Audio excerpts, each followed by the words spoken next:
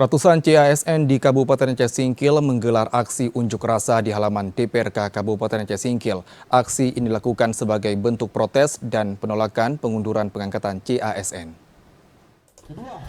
Ratusan orang yang tergabung dalam aliansi calon aparatur sipil negara pegawai pemerintah dengan perjanjian kerja tahap 1 Kabupaten Aceh Singkil berbondong-bondong mendatangi kantor DPRK setempat guna melakukan aksi unjuk rasa damai. Unjuk rasa damai dilakukan sebagai bentuk protes dan penolakan atas penundaan pengangkatan CASN yang harusnya dilakukan pada bulan Maret. Orasi dari sejumlah perwakilan CASN mendapat sambutan dari pimpinan dan sejumlah anggota DPRK Aceh Singkil, serta diakhiri dengan penandatanganan berita acara oleh pimpinan DPRK dan perwakilan aliansi.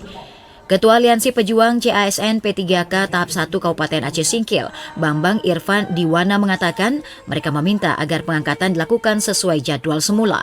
Namun jika harus diundur, maka mereka berharap pengunduran tidak terlalu lama karena akan berpengaruh pada penghidupan mereka.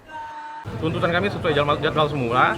Kami ingin segera dilantik di bulan Maret atau April, ya sesuai dengan undang-undang. Sesuai undang-undang ASN itu disebutkan.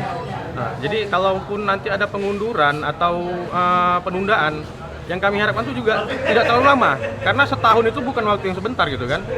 Katakanlah kita dilantik atau hal-hal terburuknya dilantik di bulan Maret 2026. Kita mau ngapain gitu? Nunggu setahun. Penghasilan kita dari mana? Aksi unjuk rasa damai mendapatkan pengawalan dari hampir 100 personel polisi berlangsung aman dan tertib hingga massa membubarkan diri. Dari Aceh Singkil, Jakartawan Adi Nugraha, TVRI Aceh melaporkan.